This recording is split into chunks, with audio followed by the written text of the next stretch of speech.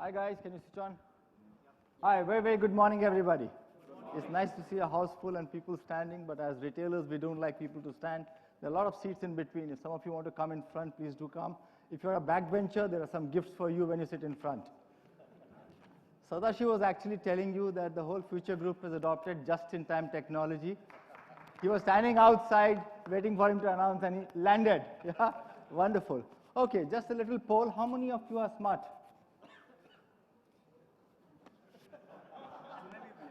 Sunaindia, how many of you are smart? Those of you who have not raised your hands, raise now because my next question could be very embarrassing. Yeah? How many of you have smartphones? Now, how many of you are smart? Ashish, this is tremendous, yeah? I mean, as a human being, we are here and we have a smartphone and technology and suddenly we become smarter than what we are. My question to the panel to begin with is, how smart are our customers today? And how smart will our customers become tomorrow as we go? And you talked about how what took 50 years is now taking 5 years. So maybe some things will take a year. And the reason I want to lead in with this question is, we need to understand how smart we have to be to tackle these customers or understand these customers as we go. And like Jeff says and like Devyani said, I think customers are going to be in the center of what we are going to do. So I'll leave it to you. Let me start with Ashish and maybe Ashwin you can take up. Sada, how smart do you think our customers are today? And define smartness as per you for the customer. Yeah, for me, the smartness is basically being able to see what they want, what other people are doing, and then also kind of absorb the stuff around them. So nobody's kind of born with all the information or all the knowledge or all the wisdom. We look around, we get sort of information from everywhere. We get sensory and other information, and that's how we kind of evolve. And so the situation evolves. I mean, I had seen when we were sort of setting up the mobile revolution around 2002-03, I had seen a photograph of a tribal in middle of Africa having a mobile phone, and there was a caption saying, the communication facilities this guy has was available only to Bill Clinton, president of US 10 years back. And so the smartness is not in the person. I think Bill Clinton is as smart as the tribal guy standing there with mobile wherever he was. It's just everyone absorbs things around them and figures out how it makes their life easier and in a cost-effective manner, because it may be kind of billion-dollar stuff, which I may not be able to do, but slowly things start coming down. What used to be available only to kings, like listening to Bhimsen Joshi, even after he's dead, probably even kings were not able to do it. Today we are able to do it, right, at no cost. On our mobile, download a pirated version and start listening, right? And that's what basically the smartness is, that people try to do it at the lowest cost. And the way I look at it is, in consumption, it's like an atom in you can't see the air. And the atom in the air doesn't know the laws of physics, at least I would like to presume. But together, they are following the laws of physics, right? Newton's laws and all the other laws, most of the time, right? And similarly, the consumers, each individual may not be that sort of knowledgeable, not smart, but you are buying this phone and he is buying that phone because he thinks you are smart, so he's just buying it. And that's where each individual may not be together, I mean, individually smart, but collectively, I can bet they are smarter than the smartest people on earth. So human intelligence plus artificial intelligence plus a smartphone really makes a difference. And if you add a Jio to it, it makes it more exciting. So tell me I know what Jio has done. It is what it has done to the country. We are absolutely ahead of the curve in terms of use of digital. But tell me, what has been the experience in Reliance Retail? Or you can share something, but really this whole speed of data, the use of data, and the smartness in the consumers has brought in a shift. Any examples would be very valuable for the audience. See, I think when we launched Jio, India used to be 150th rank in data usage, and today it is in the top number actually. So what Jio has done is, I mean, everybody knows that on two folds. One is enabling everybody on the phone to have 4G. Before that, it was a rare situation that few people were having 3G and some were having 4G, and it was very costly. So make it affordable or free for a long period of time, and everybody has got that speed of 14 Mbps, 15 Mbps, 20 Mbps. So the experience of data and connectivity and to experience the power of the smartphone and connectivity, all that has been given by Jio is one thing, and it has pushed the competition also to bring up their efforts in bringing or being in speed with Jio actually. So that way the country has benefited, and what was available, all the connected intelligence and the consumer insights or ability to collect data, ability to use data, all that has come to play only when you have the track, then only the train can run actually. Any example of Jio plus Reliance Retail, which has made a big difference? Yeah, obviously Jio plus Reliance Retail, we are very. I want the smart customer example, something that you've seen which probably the audience doesn't know about it. Otherwise, I'll have to go to Damodar Mal, supermarket wala. So obviously he's he's our guru in the entire thing. So see, as two companies, we are obviously separate and we don't share each other's data. So obviously Jio has far more data and visibility. But what has happened is our consumers using that data backbone and being able to see our offers and order online and do things like that. All of that has tremendously gone up actually. So which is true not only for us. Jio has benefited everybody because it gives connectivity not only for us. I can tell you what's happened to me from the time Jio has come. I can never connect to my driver. I don't know how many of you have this problem. You call a driver and say, Vyasta hai, Vyasta hai. So he's always on to it. Sada, you are in core of retail business. And you've been in retail. You've seen retail for the last, 20 years, 25 years. You've seen in Livers and now in the Future Group. What has been the last 2-3 years? This whole Jio Effect, data effect, artificial intelligence put together. What are you seeing at the consumer side? I just want to get some consumer insights. Yeah. So I think for the group, I think we saw a display of smartness right now. We have the most smartest dressed gentleman. Thank you very much. Thank you. Second, I think he very gently reprimanded me for coming late by saying it was just in time. And third, I think he's just changed the style. I've never seen a moderator just going around like this and leaving this chair empty. So that's smartness to me. Really, if you look at how the things have changed, I think I can look at 3 parts. One, I think there has been an openness to influences. I would say that's what we are seeing in our customers, and I can give an example. I've quoted this example in the past, but we have in Future Group a wallet, which is an in-house wallet. Typically, if you see the Paytms and MobiKwik, and pardon me for being a little chauvinistic, speaks to the man of the household. And this wallet, we tried to speak to the woman of the household. And typically, when we started doing it, our teams had a lot of resistance, saying, all that standard chauvinistic barriers which one had. But it's extremely encouraging to see how the woman, who's possibly a homemaker in Ranchi or Baroda, not English speaking, how she's getting influenced by the wallet, and her questions to us are like what any supermarket wala would be. Damodar is right here. What she would ask any supermarket wala like me or Damodar to say, offer hai kya, ye hai kya. So the adoption of the wallet and recognition that it's going to unlock a lot of other benefits. I take it as an example of how the customers are today very, very, it's like atta, very, very ready for influences. The other thing which we see is really ability to kind of multitask. I mean, I believe the customers today are displaying choice. To me, smartness is having a choice.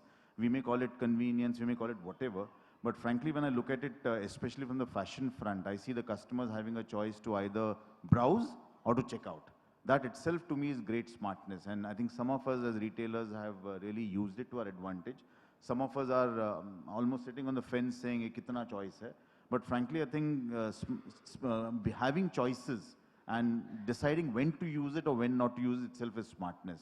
And we see that especially in the fashion business right under our nose, saying sometimes people just browsing and then moving on, sometimes people just making a decision.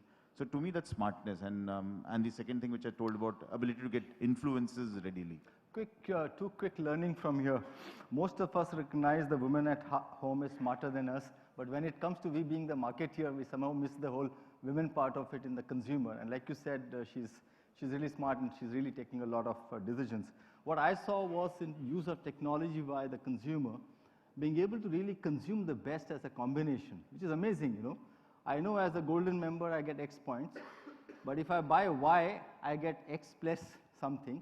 But if I actually look at jewelry sale, there if I get my 5 percentage point, it is more than the commission the guy earns.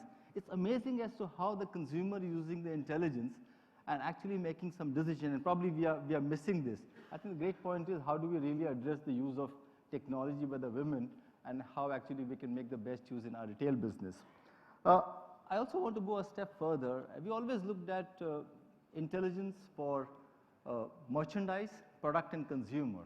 I also want to address to say, is there any intelligence that we are seeing or smart technology being used to really increase the capabilities and capacity of people, okay, to address this intelligent customer? I mean, if your site is able to do things in microseconds, 472,000 transactions yesterday, what is the use of technology and smart and intelligence in the people at BSC? Because if they are adding up, probably this 472 will become 1 million tomorrow. See, I'll tell you, the way I look at it is, how do you, I mean, you may have all the technologies, but how do you see the change that you can bring with that technology? So when I say 472,000 is for a specific business. Otherwise, I can do 500,000 transactions in a second with a response time of 6 microseconds. There is a million microseconds in 1 second, okay? It's like 150,000th of a second. You place an order on me. If you've heard of IRCTC, if they do 15 lakh transactions a day, they are great, okay? I can do that in 3 seconds with a response time of 6 microseconds. Their response time is in minutes, okay? So why I'm telling you this is, but how does it change life? And what we have seen is that our business of stockbroking 25 years back was a floor. It was a large floor, much larger than this, and people used to trade and stuff. And then I happened to automate it by setting up a new exchange, and that exchange took away all the business, and it became very rich. The brokers who also went with that business also became reasonably rich, but earlier days, when we were on floor, we used to charge 7.5% margins, 2.5% officially, and 5% what we used to call gada. We buy at 100 rupees and we tell you 105, you will not know. And then we will put 2.5% on top of that, so it becomes 107.5. So I charge you basically 7.5% margins. That margin today, in 25 years time, 1994 and 2018, almost 25 years time, has now come down to how much, you know? Close to zero. It is 0.01%. From 750 basis point, in our business is called basis points, 7.5%, 750 basis point to now 0.01% or 1 bips or less, 0.01 bips. The business volume, because we are into conceptual products, we are not into physical like yours. Our business volume, the best times in Harshad Mehta used to be 200 crores a day. Today, on a good day, Indian market will do 20 lakh crore a day. Okay. Once I was sitting with a minister, he said, "Kitna volume hua?" I said, 20 lakh crore. He said, "Kitne saal ka?" I said, "Aaj ka." Right? So why I'm telling you this is, the business has increased manifold, the margins have come down manifold, the overall money that could have been made by the business has come down, and now what is happening is people who have the technology are squeezing the rest. I just wanted to hold here because I think there's an important point. Look at what's happening with the e-commerce business. You know, they're selling at lower and lower prices. The retailers are finding a squeeze in margin. You're from the finance field, and here is a CEO of brick and mortar. Between the two of you, I want you to work out to say what will be the scenario like this, from 750 bips to 1 bip, okay, from whatever 30% or in the supermarket business 20%. What could be the future if technology starts really impacting like this? If volume is the game and India is the game of billion population, how do you foresee use of technology in bringing down margin or enhancing the scale? See, in this whole of our business, which is retail, One is connecting the consumer, getting the order. That is the easier part of it, and technology and data analytics, everything works on that. But the biggest is about where technology people, tend to leave out that aspect actually is the reaching the merchandise to the consumer in the most efficient and the cost effective manner.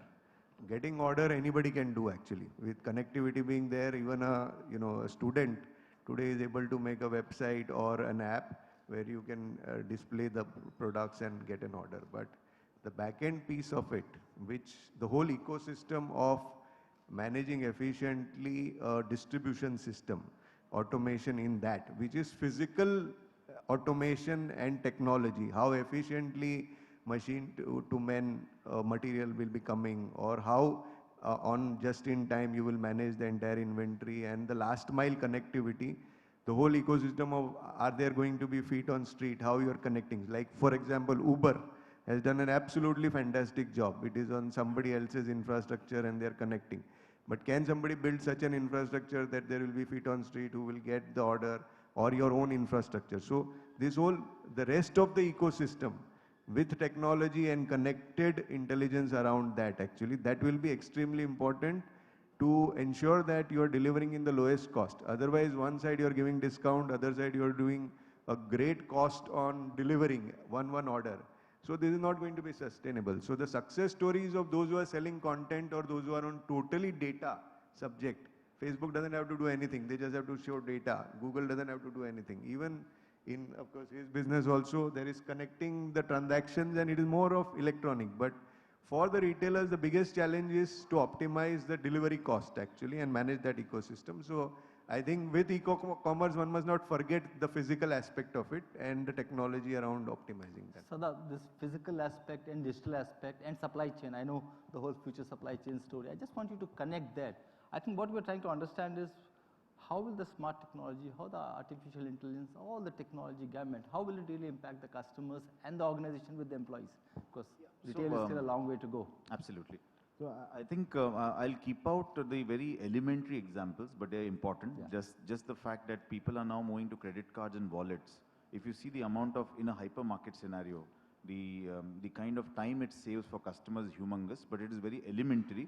But I can tell you when Demon happened and then there was a shift of around 50 to 20% on non-cash transactions.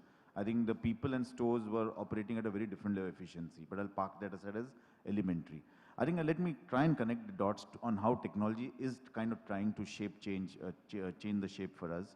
One, if you look at, we got for apparel, we've got a large centralized warehouse in Nagpur, which is entirely connected by WMS. And while the technology is the jazzy part of it, what it really does is it kind of picks up among a range of 40,000 products, which product, which size will go to which store at what time. Now, earlier this was being done manually, and then we moved to a more elementary technology called put to light, and now we moved into fully automated picking. And that, while Sir said about how it's just in time, I think if we just plot the amount of days which inventory gets stuck and just say I'm going to conserve 3 days of inventory, I think it's a huge saving. But if you look at what happened to the customer and what happened to the staff, I think in the store, let's link back from the store, I think our store walk, and I'm sure you would have done it, and students like me would have gone along with in store walk. Earlier days, the store walk would go and saying, ye kaisa hai, ye acha hai, ye kaisa acha hai. I think today there's a dashboard available, which, so when I'm standing in front of, let's say, one utensil and I'm asking, how is it? 5 years back, the response was, acha hai, bura hai. Today I can pick up that article, find out, and get to know the entire panchang of that store. Okay, when did it come here? What did happen? How many packs were there? And there's immediate customer feedback. We get to know that of this range, the pink is not moving, or of this range, the small shirt is not moving. So one, that feedback is coming bang on the spot at the moment of truth and through backed with data. Second, we actually get to know whether the stock is somewhere in the store and not being shown to the customers. Now, if you link back to what happened in the warehouse, where the picking was happening, I think the movement of goods to reach the store, I think we've been able to collapse it by almost 6 to 7 days. And when we do a number which is says loss of availability, it is of course a very high level kind of and I'm sure it's not entirely true. It looks like we're losing 20 to 25% of our sales because the right product is not available at the right time. Of course, it is being used assuming that I will come only for this shirt and not buy any other shirt. But even if you take it out, I think safely we can say 10 to 12% sale at any point of time is right now all the retailers are losing, at least in the physical formats, because the product is not available. So my next question, when I talk to customers and ask them saying, what do you expect the retailers to do in terms of technology? I mean, they are saying only two words. Can you make it simpler and better for us?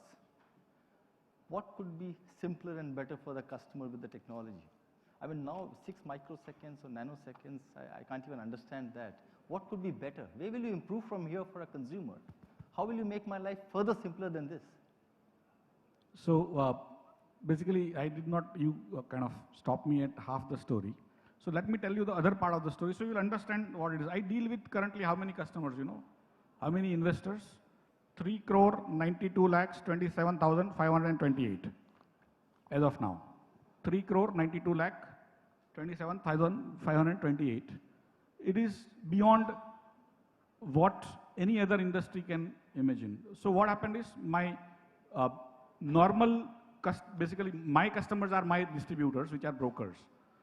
Out of which 10 brokers are currently thriving, others are dying because those guys who with technology are able to squeeze others and basically offering the service practically zero cost. These guys are dying. We saw this 7 years back saying this business has become commoditized. We need to move into businesses which are higher margins. And that is where we started taking them to higher margin business. So from literally 1 basis point, 0.001 or 0.01% to now we have taken them to mutual funds, which gives you 1%, that is 100 basis point margins every year, even without trading. We are now taking them to insurance. So now you go to any agent in a mutual fund, they will be selling you mutual funds through BSE Star MF platform rather than filling you forms and going through all the song and dance and finally you will get a unit. On BSE you put in an order through your agent and you get a unit immediately. The entire song and dance about physical processes have been taken care of. And my broker has started now earning 1%. I am getting literally thousands of guys joining my platform to distribute every month.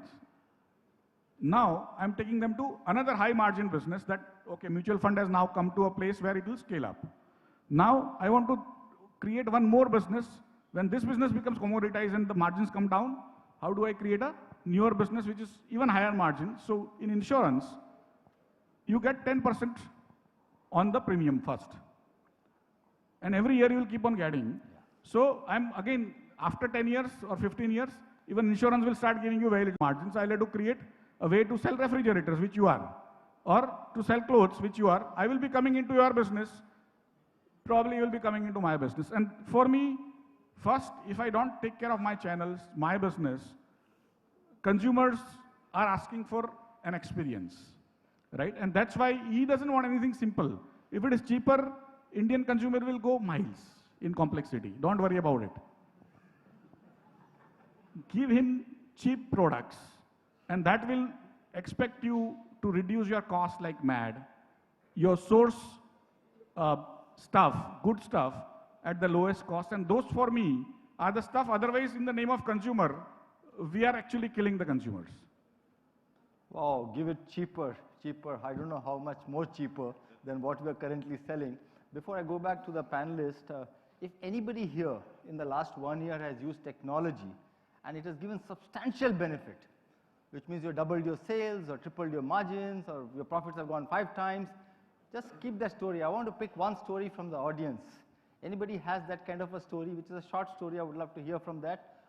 Also, I think what RAI has done is that all the questions that you will pose, we'll select the best question, and if your guys will give you products and offers which can make your girlfriends look better, and if your ladies then will make your men more handsome. From which brand I'll tell you later on, yeah? But just keep that ready with you. Yeah, so you're saying it is not about simpler or better, but it is about cheaper and faster. I read somewhere that you now have algorithms where one doesn't have to think to buy stocks. So it will artificial intelligence will do everything for me. I don't have to think what to buy and what not to buy. Is this going to become popular? Because I want to relate it to the customers They don't have to think what to buy, which dress to wear. There's somewhere another brand sitting here which is doing all those fashion forecasts. So I'll tell you interesting thing. Most of you may not be aware, but today 95 out of 100 orders in my system are coming through non-humans, are thought through by the machines and placed. I mean, at 6 microseconds, you don't even figure out, right? But machines are. Even at 1/3 of a second, you don't figure out. That's a change. But today, without your knowledge, without public knowledge, machines have taken over. 95%. 95% of all orders in Indian markets and world markets are now thought through by computers. And good thing is, India, we are extremely smart. We have a great scandal going on just now, which was used to, basically, the machines were used to create one more scandal, you know, by bribing. Somebody was getting faster information vis-a-vis others within that also. And that guy had sort of done some bribing and all. And so, yes, I think last week or last week, CBI filed a case against that guy, saying he had bribed people, regulatory people, and this people and that people. And he basically, and the benefits over 5 years could have been people who actually, they have filed against one, but there are many probably. And the estimates are like in few $1 billion, okay? So, I mean, we are very, very smart, but things which are happening below the radar is like million times larger, million times bigger than what we are able to see, because we are sitting in our own businesses which are not moving at that speed. Ours is a, what I call conceptual business. We don't produce. So interesting is, Sada, I just want you to think through. As of now, about 2% of commerce is happening in India on online. And I'm told about 25 to 26% is digitally influenced commerce that is happening online. But we're still far, far away from there. A lot of people who hear and come to these conferences sometimes go back dejected, like Devjani was saying, or like he was saying, you know, I could do much more and much more and much more. If you have to take calls on technology investments, would you put your monies to get that 2% of the business? Or would you put your monies towards the 26% which is digitally influenced? Or will you put your monies to the supply chain technology that you put in? What will be your advice to them? I'm going to ask Ashish, coming from an outside the industry, of course, he's been a retailer before, and Ashwin to say, where would people put the investment? How should they think through? For India, we have not lost the game. I mean, the game is still starting for retail. It's a big game available to us. How should the people sitting in the hall think through? Investment, technology. Maybe Ashwin, you can pick up, and then Sada, you can pick up. So, from the organization where I come from, the largest and the biggest and all that. So, I think our thought process is very clear that we cannot vacate any space, because you have to be in every single space. This 2%, I mean, was thought that it will be very, it won't affect anybody, and we have seen what Amazon has done in US. And suddenly in consumer business, the wave can just change. I mean, it just takes a very short period of time for organizations to just go out of business actually. So to be in each of the, play is extremely important. So e-commerce also, one has to be there, and it is obviously going to be growing. There is no doubt about it, because the most fascinating example is of Iron Man, where, on the wall you just see things and you start talking to the machines. And I mean, the wish list is the very simple example, which any e-commerce site which gives that out of the 30,000, 50,000 or lakhs of items, what I need is brought on top and given to me. So the probability of my ordering those is extremely high actually. And then once the order is done, or in groceries we say the monthly shopping is done, that retailer has made their day actually. So I think investment in each of these technologies as they are coming, being aware of them. However, you cannot squander billions of dollars and be extravagant, because not everything works. But in a low-cost manner and being vigilant, and as I said, we are a strong believer on the physical side of it, because merchandise has to be reached to the consumers. To reach information or gather information is extremely easy, but that ecosystem, whoever will master it, will be the person or the retailer who will win. But 98% of Indian retail in the food business is still with traditional mom-pops, and they are not investing in technology. Would they survive? Yeah, see, their technology piece of it, so Alibaba, what it has done, connecting small mom and pops, that model also exists actually. So they have the technology, they could, connect everybody. So the small mom and pop, if you see, I mean, in Mumbai, so many small shops. What is the difference between a modern trade and that? I mean, it was a shopping cart which is there is a bill and you have a self-service. So many 2 gala, 3 gala shops, which are the so-called cheda shops, have converted themselves into a very nice ambience, and they are, having their, many of them are having ordering on WhatsApp or a small connect with their local consumers. If there is an ecosystem which connects all of them, and which we are obviously working in, when you said Jio, Jio is working on connecting all the merchants and the manufacturers, and also enabling these small merchants to connect with their consumers and service their orders on local basis actually. So that is not at all a difficult ecosystem, especially in the where items are very well EAN coded items actually. There it is a common master. The retailer puts in his price in the morning and he connects with his consumers. His Ramu Shamu goes and delivers to the nearest building. So that ecosystem, mom and pop shops are also going to embrace, like Uber has done for so many people. Somebody will do that for this thing, and hopefully if we are able to do, we will do it with our So Jio I think there's a lesson for the audience in terms of collaboration. I mean, I like the way it actually started off to say, I mean, we will not vacate a space. So, I mean, they will not vacate a space, so you better not vacate a space. Otherwise, you vacate a space or join hands and collaborate, whether you collaborate with a technology partner or a bigger partner, and then take it on. And of course, the future group is not going to allow the Ramu Shamu to deliver milk. They have started delivering milk on their own. That's what Kishore said yesterday. Yeah? So, how do you see the same question that I asked him? So I think the point was being raised on price, and I know when early back we used to be told that when all product features match, then price is most important.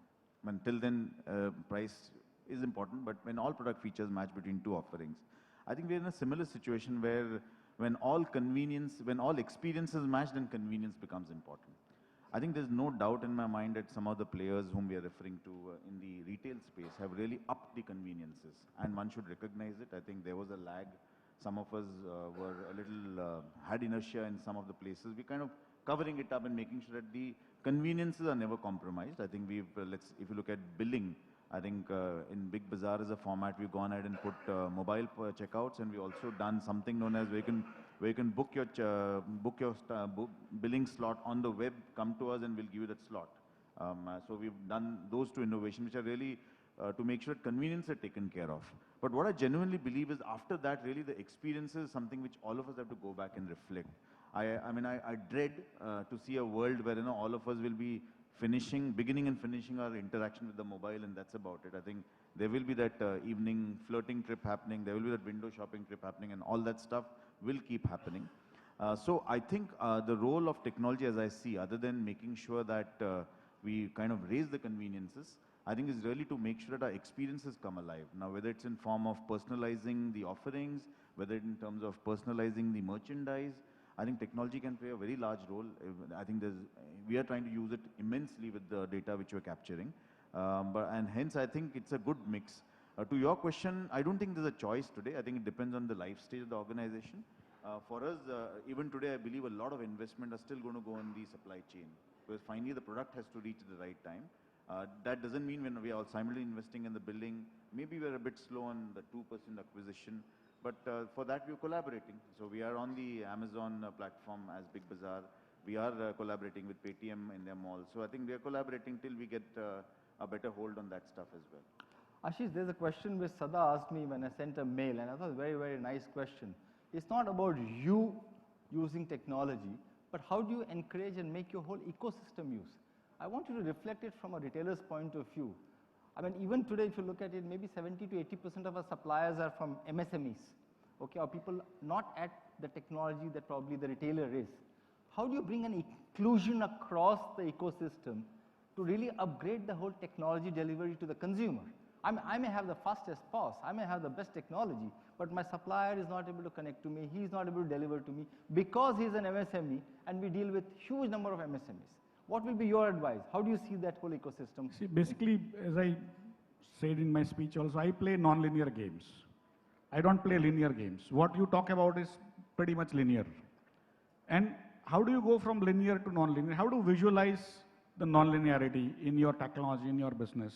And so one thing, if your business partners are not able to cope, one of the simplest thing to do is go cloud. Go on cloud, give them the pause for everything, and it'll work without a hitch today. Ask Ajay, probably he might have technology already. But effectively, for me, this is a simple answer. Try to incorporate your ecosystem into you, because they are not able to invest in technology, but on your scale, you can do that, and we have done that. Today, at BSE, surveillance, the broker is not wanting to invest. I give him surveillance. He is not able to do back office changes fast enough. I give him back office. He is not able to do compliance. I give him compliance softwares. And then I'm also able to watch real time what he's doing. But the earlier question was even more interesting, that if you see 20 years from now, whenever things become commoditized, people with capital capture it. Whenever new things are there, it takes time and many of your bets may fail. So what I am in as an individual, as a small guy, is in the business of buying lottery tickets without burning my house. What is the lottery ticket which comes? Like he mentioned about the window shopping. If I were to give you a screen, large screen in your home, and where you could actually do window shop as much as you want. You want clothes, you can just flip the clothes. You want to wear it, it'll show you as if you've actually worn it and put it on, and you want to buy it or not. And then if you want to buy, just say it becomes e-commerce after that, right? And for me, that is what I play on. For me, the biggest bet, if I had to take on retail, would be to create a 3D printer. That if you want a cloth, why will I keep inventory? जो भी colour का चाहिए मैं बना के आपको manufacture करके दे दूंगा उधर ही उधर. आपको कार चाहिए, कार भी बना के दे दूंगा. बंदूक चाहिए, बंदूक भी. मैं बेसिकली कुछ भी दे सकता हूँ. So idea is, how do you basically see 20-year game, and a small guy who wants to sort of become billionaire, that is his way. If you are already commoditized, then it's a capital's game, right? That is how I see it. I think good lesson. With that, probably I'll move on. Don't go linear, go into non-linear game. And I like when Devani said, you know, the exponential growth. I think retailers have got fed up with 7.5% like-to-like growth, and we say we'll become 10%. I think somebody bold has to get up and say, can we grow 100%? With that, I'd like to open the house for question answer. We have